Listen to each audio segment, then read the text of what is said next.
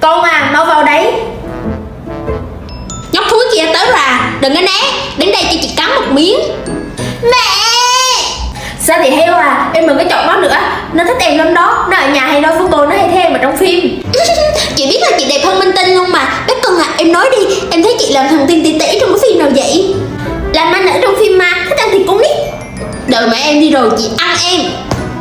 Con ở đây chơi nha, mẹ đợi hồn một lát. Mẹ đừng có đi. Later. Ý, cái chị đẹp này là ai vậy? Nhóc thúi này mới gặp người ta cái lần đầu mà đã kêu người ta là chị đẹp rồi, biết định ghê á. Chị Sao thì heo à, chị đừng như vậy mà. Con nít nó nói thật chứ nó không biết nói dối đâu. Chị đẹp à, đồ chị mặc đẹp lắm. Con bé này nó sợ em nói ghê á, cho em mượn điện thoại chị chơi nè.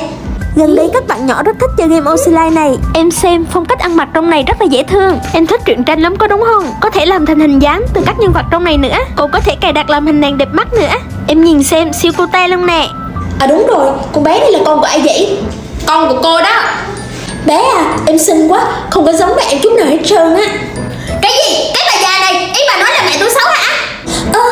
Không phải, để chị đổi chủ đề. Em với mẹ em làm sao mà quen biết nhau vậy? Bà già này, ý bà nói mẹ tôi không phải là mẹ ruột của tôi hả? Mẹ! Ê, đừng có kêu. Con à, con la cái gì vậy? Chị Sao thì heo à, chị đừng có như vậy mà, không thể ăn thịt trẻ con đâu. Bắt cha! Tôi đứng ở ngoài cửa đã nghe hết rồi. À, vậy cô à, cô với con cô làm sao mà quen biết nhau vậy? Bắt